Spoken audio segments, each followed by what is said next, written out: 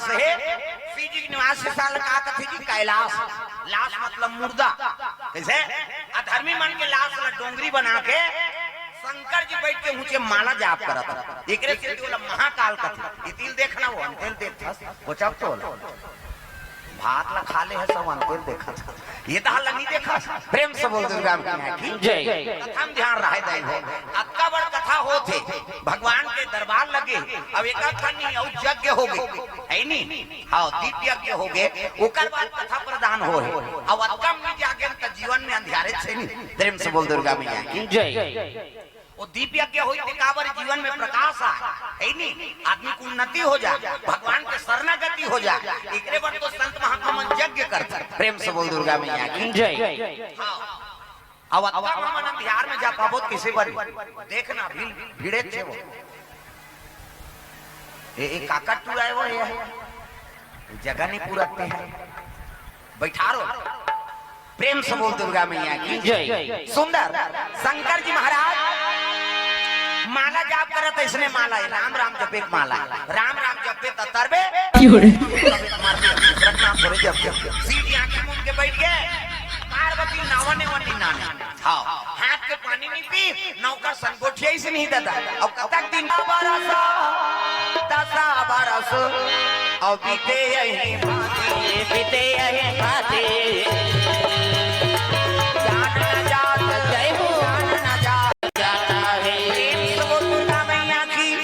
सुंदर शिव जी महाराज माला जाप करत है। पार्वती नावन वनी नाने नौकर हाथ के पानी नहीं पी नौकर संगोठिया से नहीं। पार्वती कहती है ये कैसे भूखे भूखे दई आई नहीं हमला प्रेम नहीं करे ते कार बार बिहाव करके नाने।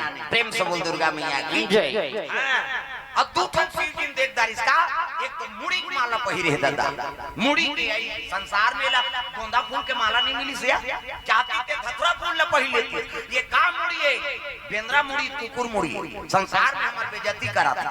एक ठन चीज और देखी इसका ओकर जटा में एक जन मई लोगन बैठे। प्रेम से बोल दुर्गा मैया की जय। जटा में एक जन मई लोगन बैठे है नी त सब ला सही जही माता मान है नी सब दुख ला सही जही तीन जुआर के खवैया देखे जुआर खा ली बेचारी ऐ कैसे करबे हमर कारण में कम चल हम देख के चला ले। पांच ठन साड़ी पहिरे जाए ते दुए ठन साड़ी में जीवन बिता दी गहना गुठा पहिरे जाए ते रेडीमेड में काम चला ली। कैसे अब मई लोगन के जीवन में मई लोगन नहीं तो सही बे मुड़ी लटोला साउथ आई तो सही बे का कैसे त नावन नेवन इन पार्वती शिव जी नाने औकर सन गोठिया से न बतरई औकर जटा में जन मई लोगन बैठे। प्रेम से बोल दुर्गा मैया की जय। औला देखी पार्वती सही ही वो ओकर कर्जा मांगी बार की आई या भाग बुकिंग रही थे हमला शादी कार खरीद दई। ये कौन है जटम बैठे थे मई लोग अब ये का बाखी उभार है तेला पूछा। प्रेम से बोल दुर्गा मैया की जय। शिव जी कब आंखें उघारे कहा थे तो जटम बैठे थे कोने दादा भोले तेरी जटा से बहती है गंगा धारा। दुर्गा मैया की जय। सुंदर शंकर जी महाराज के दिन तपस्या टूट गए और तपस्या टूटी से नहीं तब पार्वती कहे लगे भोलेनाथ मोला प्रेम नहीं करते काबर शादी करके ना। शिव जी का दिल लेड़ गया सम्मत गोठिया थे तोला मैं प्रेम नहीं करूंगा इतना प्रेम हाँ पता नहीं कितना प्रेम। प्रेम से बोल दुर्गा मैया की जय। और मन में दो ठन संशय है महाराज। कैसे हाँ का संशय ये जटम बैठे थे मई लोगन कोने अब भाग तो बुकिंग रही से हमला बिहाव करके काटना नहीं यहाँ झगड़म तैयार हो गए दादा।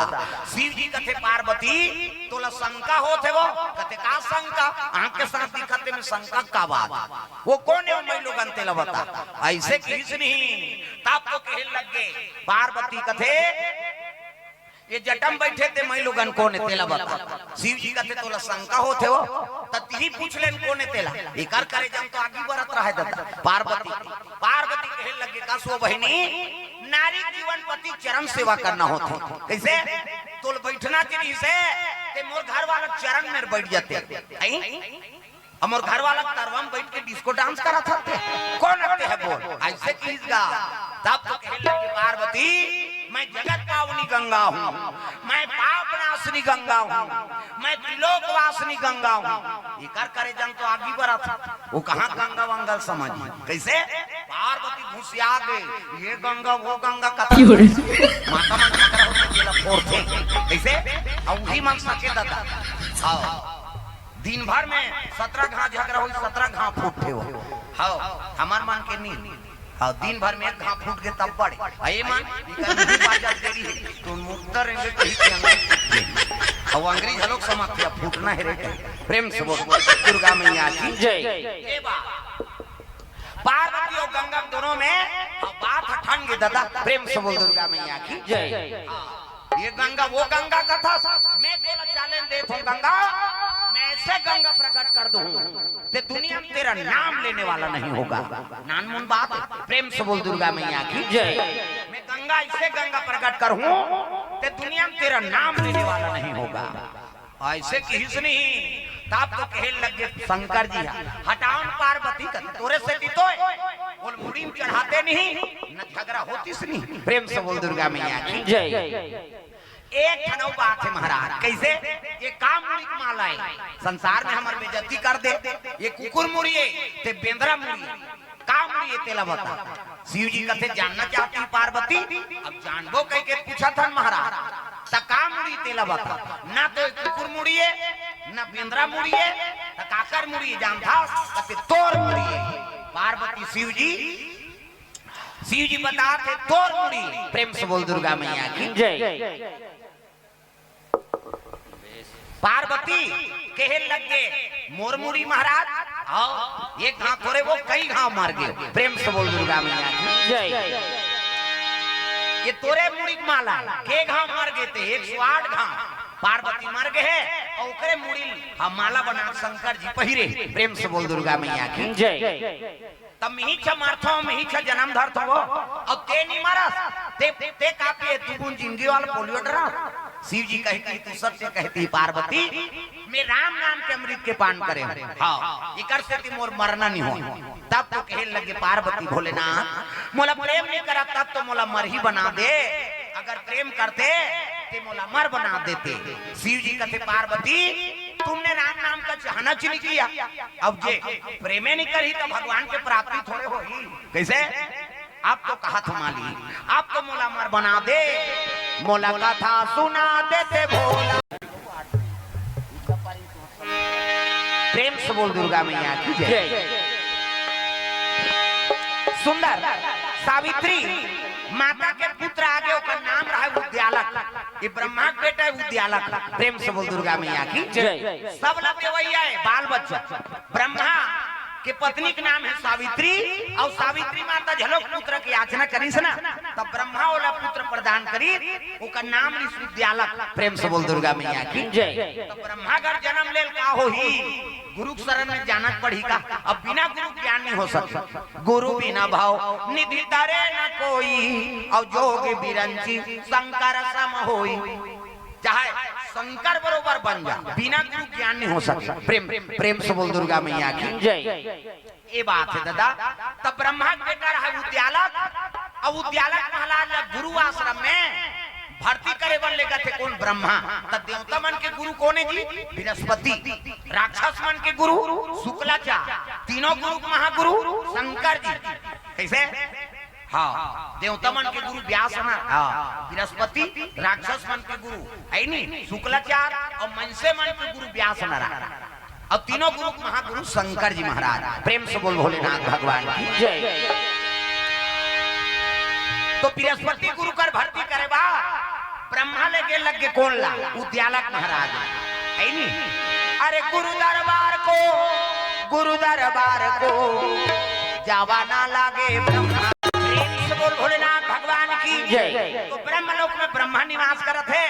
अब ब्रह्मा लोग लइका बनाई ये जगह बैठे तेल ब्रह्मा बना चाटी पेट में चाटी, हाथी पेट में हाथी, भैंसे पेट में भैंसे। जा बेटा तो दही पेट में आई कहेगा दही के पेट में आते का रामपुर में दादा पेट में ओका बाबा नहीं बाँचे मरीज जही में बता दे माता माला जगत जननी कही छोकरा तोरे जगत जनना कही प्रेम से बोल दुर्गा मैया की जय। तो सृजन के काम ब्रह्मा का अब हमें वाला थोड़े हमारे ज्यादा दूसरा चीज बना भगवान मनसे मन के 10 महीना में एक ठन लइका अब 7 महीना में सधोरी 8 9 10 अब बस खत्म करना तमाशा का हम 10 महीना में एक ठन ज्यादा बोनस में 2 ठन कैसे एक के दी थे आ कति जावा नहीं आए बहिनी हम कैसे पोसा था तेल हम जाना मनसे मन के ज्यादा 10 महीना में एक ठन लइका आई नहीं कुकुर के 6 ठन भोरा मात्रा कुकरी के 40 ठन अंडा एक बेवान 2 बेवान हो गए 80 ठन 3 गांव हो गए 150 अब मनसे मन के 150 होती था कते का राशन कार्ड बनतीस का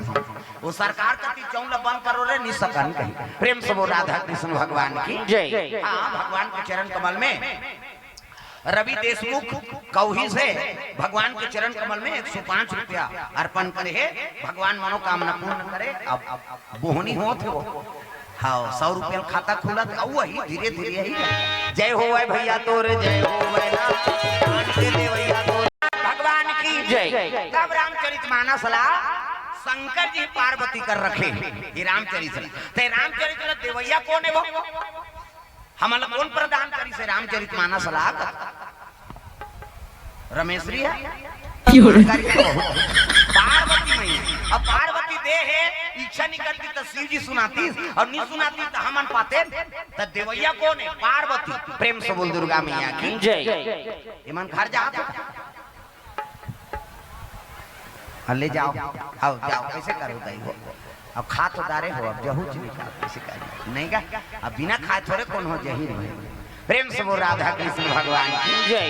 ले जाओ चलो ताली बजा भजन अब जवैया जही सुनैया सुनी अब कैसे करबो बोला मना तो नहीं कर सकन दादा प्रेम से बोल राधा कृष्ण भगवान की जय। चलो भजन फिर कथा आरंभ करबो हाथ ऊपर जोरदार मन आनंद हो जाए झूम जाओ राधे राधे प्रेम से बोल दुर्गा मैया की जय। सुंदर गुरु आश्रम में भर्ती करे बृहस्पति का ले गए बृहस्पति का लेगी ना तब ब्रह्मा देख के खड़े हो गए आओ आओ महाराजा प्रणाम गुरुजी कैसे आओ कहते मोर बेटा भर्ती करेला भले मोर बेटा है ब्रह्मा के लेकिन गुरु के सानिध्य में रही तब तो ज्ञान मान बनी कहते ले ठीक है भाई भर्ती कर दी ब्रह्मा के हिल लगे देख बेटा आज ले गुरु माता पिता सब है नहीं तमेव माता च पिता तमेव बंधु च सखा तमेव विद्या द्रविणम तमेव सर्वम मम देव देवा दई दादा भाई बहन दोस्त सब वही गुरु हरे अब एक आज्ञा खिलाफ काम मत करबे बेटा कहते हाँ गुरुजी हाँ प्रणाम करी ब्रह्मा वापस आ गए। अब ब्रह्मा वापस ऐसे नहीं हाँ ता सावित्री माता रोआ थे पुत्र वियोग में बेटा ते चल दे अब कौन जानी कब आबे कब पहली की स्कूल बड़ विचित्र दी एक गांव भर्ती कर दे तो कर फाइनल हो भी नहीं आ आपके कहा वो तो 8 बजे जाते 10 बजे फिर घर आ गए बस्ता लधार के निकल ही पूरा मनाओ अब देन वो पैसा कथे नहीं रे तो दादा खेत दहार के बेटा आही कहां ले जाबे वो लइका भूला ही कबे नहीं भूला वो की छुट्टी हो ही और फिर आ देना वो कथे काला रे पैसा तुम के तोर दादा नहीं चाहे बेटा कहां दे फिर बस्ता लमे नहीं जाऊं आजकल लइका मन ब्लैकमेल शुरू कर दे कैसे अब पहली के एक गांव भर्ती हो गए तब फाइनल हो भी नहीं आते तब इतिहास में कर मन के नाम अमर हो जैसे आवाज काल के तो भात खा खा के 8 तक पास हो जा ढकेल ढुकला अब तो गुरुजी मन पर हाथ तक नहीं है प्रेम से बोल दुर्गा मैया की पहली मार पड़े अब्बड़ मारे गुरुजी मन हां अब मार पड़ी तब आज जगम बैठे हम किसे अब एको जहां लइका ते गुरुजी मारन दे तो ओकर दादा चल तो नौकरी करना है इतनी करना है रे आजकल सब नेतागिरी फंस गए हो वो कहीं नहीं जानते नेतागिरी बताते था वो गुरुजी काला मारे अब तो लइका मार ही पीट ही नहीं है नहीं बंद कर बैठा तो चुपे नहीं रहा और कैमरा मुआ तो हमें है प्रेम से बोल दुर्गा मैया की जय।